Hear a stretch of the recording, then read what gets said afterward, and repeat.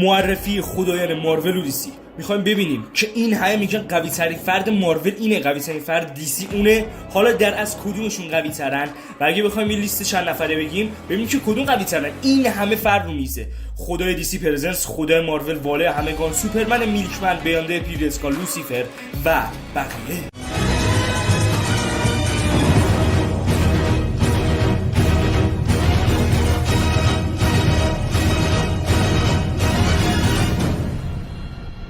یو رفقا چطورید؟ خوش اومد به یه ویدیو جدیدی و من مهدی هستم. اینجا چنل MDU. آقا امروز اومدیم با یه ویدیویی که من مثالشو خیلی وقت پیش، شاید یه سال پیش تو چنلمون دادم، ولی حالا قراره دوباره نسخه ریمیکشو بدم و بهترشو. آقا یه سری از خدایان ماروللیستی هستن که خیلی معروفن و به نام و همه خدایان ماروللیستی رو به نام اینا میشناسن، مثل خدای دیسی پرزنس و واله همگان مارول که این دوتا خیلی با هم مقایسه میشن.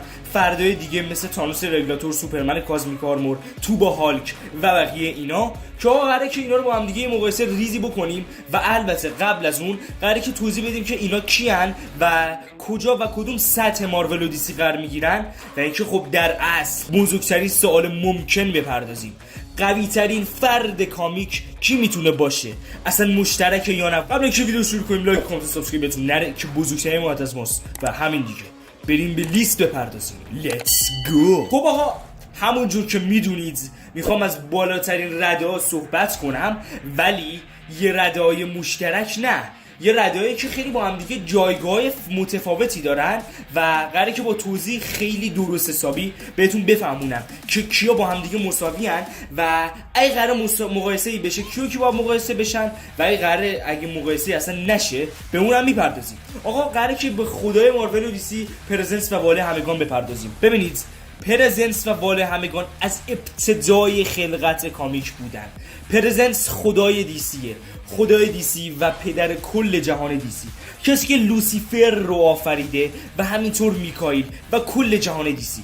بزرگترین تهدیدا هیچ جوره به پرزنس نمیرسه و هیچ فردی تو دیسی به پرزنس نمیرسه. حالا شاید تو ذهنتون سوالاتی پیش بیاد: سوپرمن میلکمن این اتفاقا رو تو کامیک رقم زده که شاید پرزنس خفن‌تر باشه. آقا به اونم میپردازیم، صبر کنیم. پرزنس قادر مطلق دیسیه، یعنی قشنگ اسمی که تو کامیک میاد برای واله همگان و پرزنس قادر مطلق و توانه مطلقه، یعنی هیچ چیزی نیست که رو دستشون باشه و کسی قبل اینا نبوده. قبل پرزنس البته بوده که مثال میزنم، واله همگان کسی قبلش نبوده و رسما جهانو ساخته، مثل خدایی که ما تو دنیای عادی، اگه البته آتئیست نباشید، ما خدا رو یه تجسم و یه مفهومی داریم واسه خودمون که کسی رو دستش نیست. دقیقاً واله همگان مثال همونه، کسی بالاتر از اون نمیتونه باشه. حالا پرزنس خدای دیسی دقیقاً قدرتی برابر با واله همگان داره.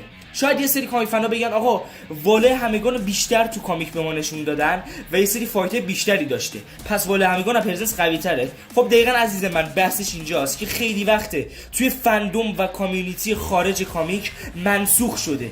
تعداد کامیک‌های واله همگان بیشتر بوده و پرزنس رو به عنوان معما و در اصل یک گادسور و خداتور خیلی کم نشونش دادن و عصبانیتش رو اصلا نشون ندادن، ولی این دوتا در اصل خدان و خیلی وقتی که این بحث تو کامیونیتی خارج بسته شده که پرزنس و واله همگان رسما نماد قدرت تو ماروللیسی هستن و با هم دیگه برابر. حالا پرزنس اولین فرد دیسی نبوده، این باگ دیسیه که یه جورایی به دنیا عادی ربطش نداده. یک فردی به نام رایتر یا همون نویسنده هست که نویسنده های کامیک خود دیسی هستن که اومدن واسه خودشون یه نماینده و یه آواتار و یه کاراکتر ساختن تو کامیک که اون فرد اومده پرزنس رو ساخته. حالا شاید بگید اون رایتر از واله همگان قوی تره. نه، اون رایتر با اون قلم و کاغذش کلن هر کاری که میکنه توی دیسی اتفاق میفته و رایتر از پرزنس قوی تره، ولی نمیتونه رو واله همگان اثری انجام بده و پرزنس رو میتونه از بین ببره، ولی مکسیموم قدرت رو پرزنس داده که خدای متعال دیسی میتونیم بگیم هستش و کل دنیا دیسی رو حول اون میشخه. بریم یکم سطح پایین‌تر و شاید خیلی بگن بالاتر شاید میتونه باشه، ولی الان براتون قضیه رو رفع میکنم. افرادی مثل بیاندر پیریرتکان وجود داره. کسی بیاندر پیریرتکان مال کمپانی مارول است ولی برای فیکشن مارول نه. ما تو کامیک‌های مارول فهمیدیم که بیاندر پیرتکان از جایی که واله همگان اومده جهان ساخته به وجود نیامده و جهانی بیرون جهان واله همگان و مارول وجود داره و این بیاندر ما از همون کره وجود اومده، کره بیاندرها که خیلی فرای کامیک هستش و توی یه کامیک سیکرت وارز 1985 میتونیم بگیم هستش. اون میاد کاراکتر مارول رو تحقیر میکنه و میگه کل کاراکتر مارول برای من مثل سوسک میمونن حضورشون و برای من هیچ اهمیتی ندارن و حضور واله همگان رو هم حس کرده.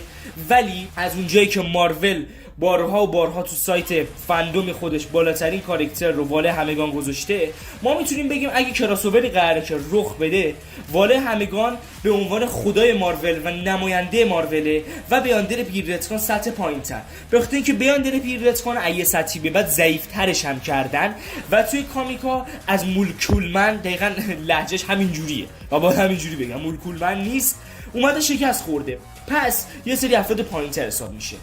کمپانی دی سی اومده یه سری کامیک ساخته به نام دوم پاترول. توی اونجا افرادی به نام میلکمن، انونیموس و افراد سوپرهیروهای خیلی جدید معرفی کرده. چه نوع افراد و کاراکترهایی اومدن روی این سوپرمن میلکمن سری کامیک‌های میلکوار ساختن.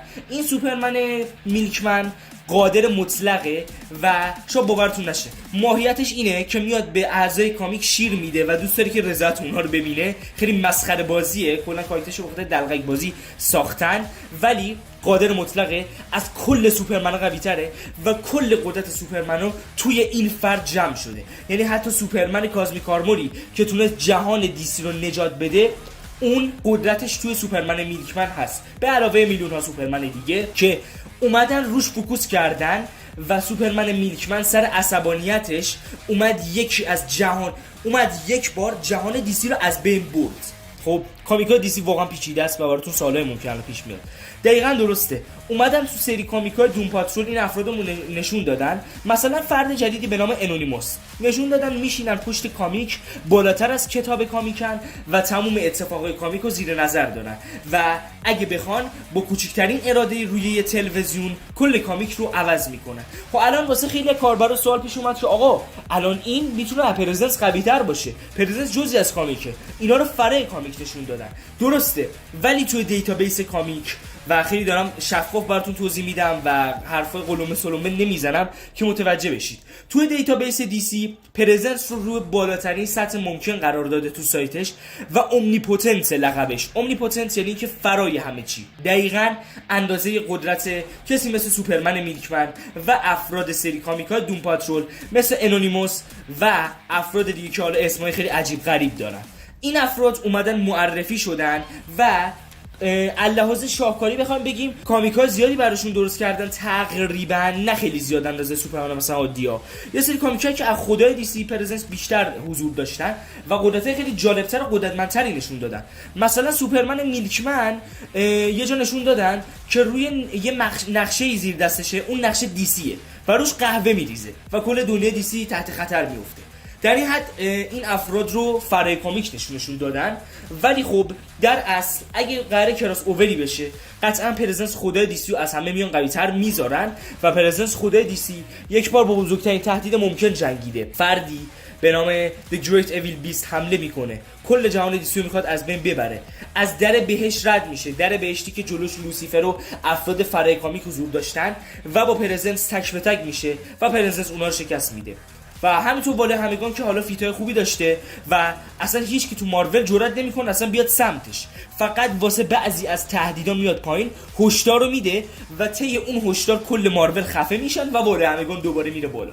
حالا افراد خدایان پایین لول تری هستن مثل لوسیفر و مایکل که فرزندای پرزنس هستن، فرزندای خدای دی سی که قطعا رده پایین تر از پرزنس هستن، و فالکرامی که فالکرام برای ماروله و اینجوری بذار بهتون بگم جک کربی یکی از نویسنده ماروله، یکی از نویسنده واقعی مارول و برای خودش اومد یه آواتاری به نام فالکرام درست کرد که در اصل جک کربی آواتارش تو کامیک فالکرام و خودتون میدونید نویسنده مارول بخواد برای خودش آواتار بسازه ته قدرت رو میذاره روی اون کاراکتر و در اصل فالکرام همون کاراکتره و خیلی‌ها میگن حتی ممکنه با واله همگان برابر باشه.